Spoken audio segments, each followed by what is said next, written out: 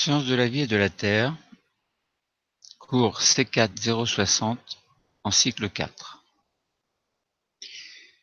La comparaison du plan d'organisation des animaux, chats, oiseaux, poissons, permet de déterminer qui est le plus proche de qui.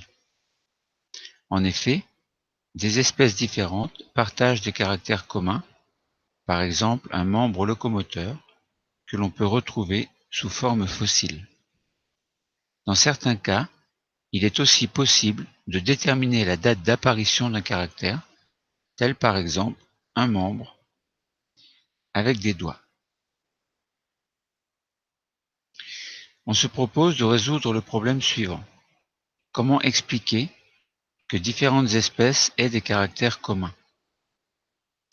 Pour résoudre le problème, on demande de comparer le plan d'organisation du chat, de l'oiseau et du poisson au niveau d'un premier document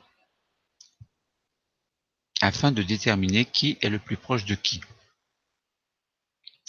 Puis deux autres documents sont proposés qui vont permettre de proposer une hypothèse pour expliquer que des espèces différentes partagent des caractères communs.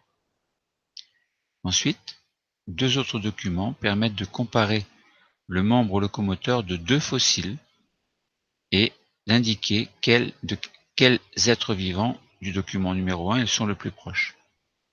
Enfin, il sera possible, à l'aide des documents 4 et 5, d'estimer la date d'apparition du caractère membre avec doigt.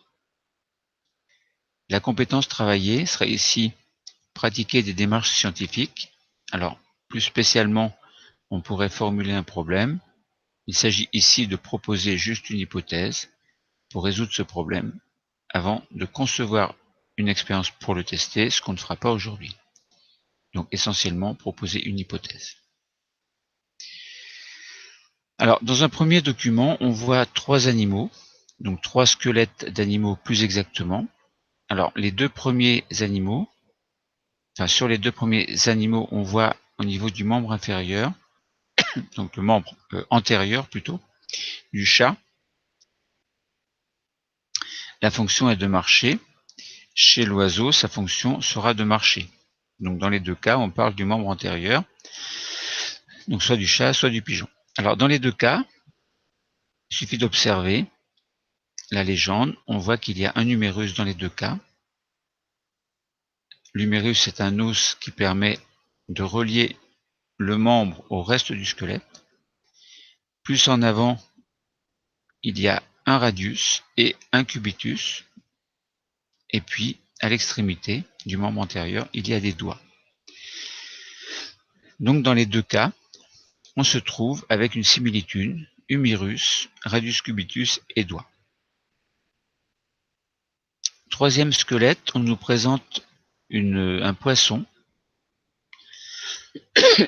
qui est une morue. Donc elle possède une nageoire pectorale et la fonction de cette nageoire pectorale est de nager. Alors on s'aperçoit que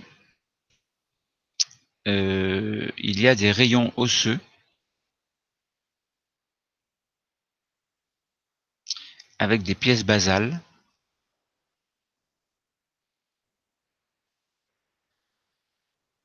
au niveau de la nageoire pectorale. Donc je laisse un peu de temps pour que l'élève puisse observer. Et puis il y a le reste du squelette.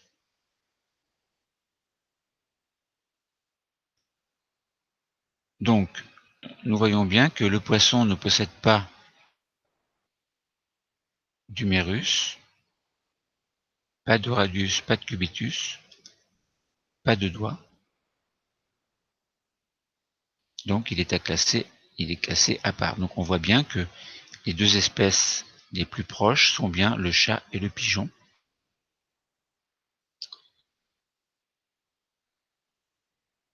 Donc tous ces animaux traduisent le fait qu'il y a tout de même un certain plan d'organisation. Et ce plan d'organisation traduit une parenté étroite entre les êtres vivants. Donc il y a une parenté, mais toutefois, donc certains animaux sont plus proches des uns des autres au niveau de l'évolution. Ce qui est le cas du chat et du pigeon ici. Le poisson est un petit peu plus éloigné point de vue phylogénétique. Donc certains caractères communs traduisent une évolution, une certaine évolution. C'est-à-dire que l'origine l'origine de certains caractères communs traduit qu'il y a eu une certaine évolution. Donc ce qui signifie qu'il y a eu un ancêtre et qu'un ancêtre commun a pu transmettre un caractère à la descendance, mais qu'au cours du temps, ce caractère peut se répandre, il peut être partagé par de nombreuses espèces. C'est l'évolution du monde vivant. Alors, un ancêtre commun peut être commun à plusieurs espèces.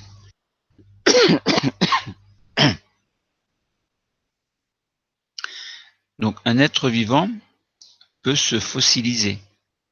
Donc, il meurt et puis il se trouve à l'état de fossile, ce qui est un phénomène très rare. Alors, pour trouver un ancêtre qui possède le premier attribut, ce n'est pas une chose aisée.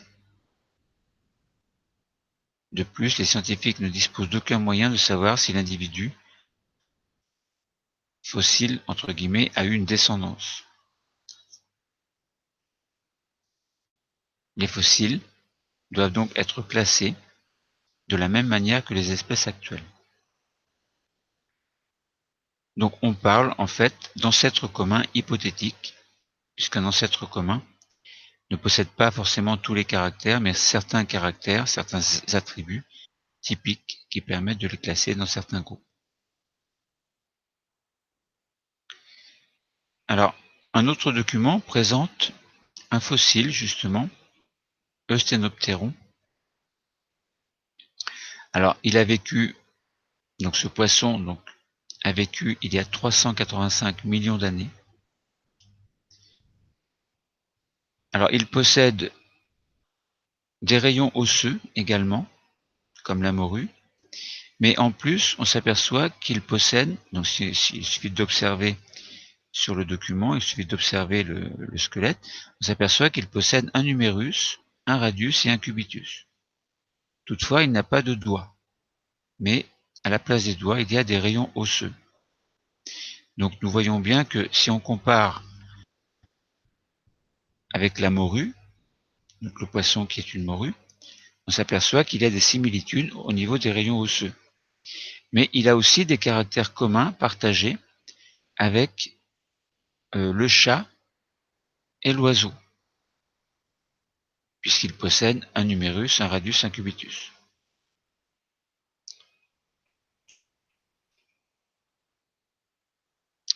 Donc, ces êtres vivants, dont le membre est relié au squelette par un seul os, puisque là on a un seul os qui relie, la nageoire en fait au reste du squelette, il s'agit de l'humérus, eh bien on parle de sarcoptérygiens.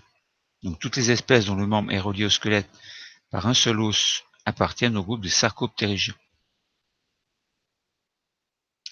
Donc c'est bien l'humérus qui permet de classer ces êtres vivants.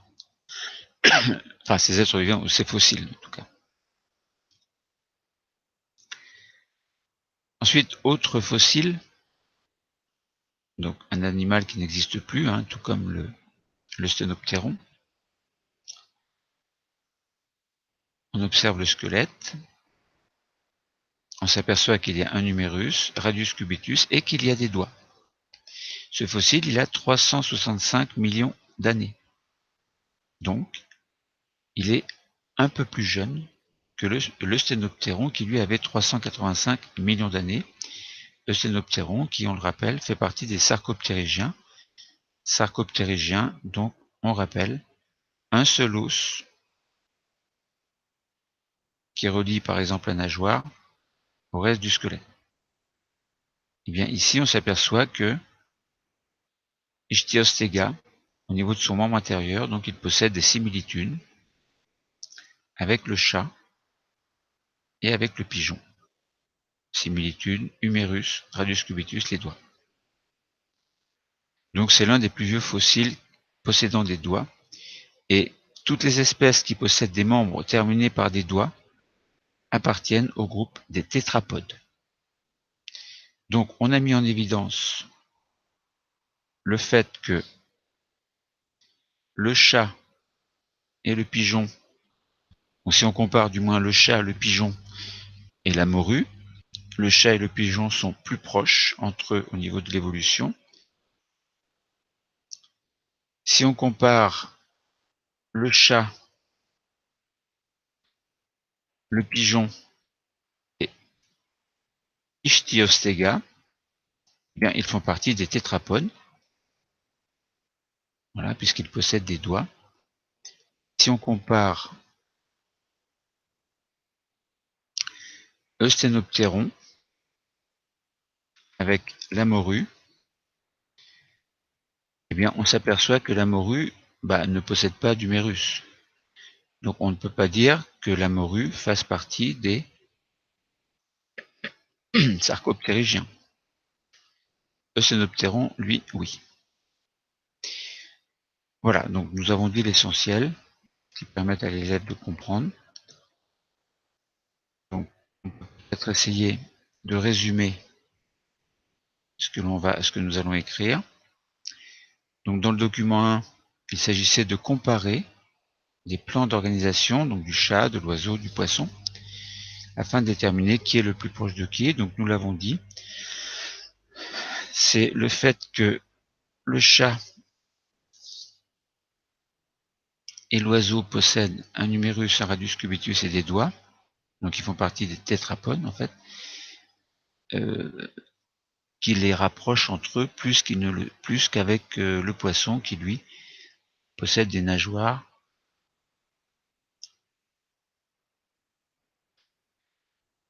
une nageoire pectorale par exemple, et puis des pièces basales, des rayons osseux, mais il ne possède pas d'humérus ni de cubitus, radius ni de doigts. Ensuite, il fallait proposer une hypothèse pour expliquer que des espèces diverses partagent des caractères communs. Eh bien, là, il est clair qu'il y a un ancêtre commun. Voilà. On peut expliquer le partage de cette organisation par le fait que ces espèces ont hérité ce caractère d'un ancêtre commun. Donc, nouveau caractère qui a pu apparaître évidemment suite à une mutation et qui a été transmis à la descendance. Ensuite, il s'agissait de comparer le membre locomoteur de deux fossiles, donc Eusthénoptéron et Ichthyostega, et d'indiquer de quel être vivant du document numéro 1, donc c'est-à-dire chat, oiseau, pigeon ou morue, ils sont le plus proches. Eh bien, on a dit que Eusthénoptéron, lui, possède un numérus, un radius, un cubitus, mais ne possède pas de doigts.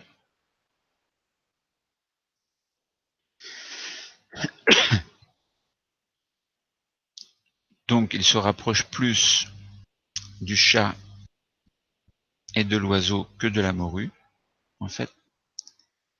Tandis que Ichthyostega, lui, possède humérus, radius, cubitus et doigts. Il se rapproche plus, évidemment, du chat et du poisson.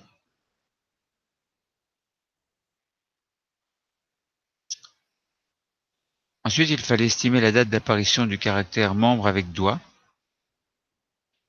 Eh bien, étant donné que Ichthyostega est daté de 365 millions d'années et qu'il possède des doigts, donc on peut estimer cette date à 365 millions d'années, donc un petit peu avant évidemment. Donc avant cette période, par exemple, il y a 385 millions d'années, il y avait des fossiles avec des nageoires à rayons. Donc la date d'apparition du caractère membre avec doigt est donc située évidemment entre 385 et 365 millions d'années. Donc au niveau de la connaissance, il faut comprendre en quoi certains caractères sont partagés et permettre de classer les êtres vivants. Par exemple, les classer en sarcoptérygiens ou en tétrapodes. Bon. Autrement dit, le chat est un tétrapode. Le pigeon également. Un fossile qui est classé de la même façon, donc Ichthyostega, est un tétrapode également.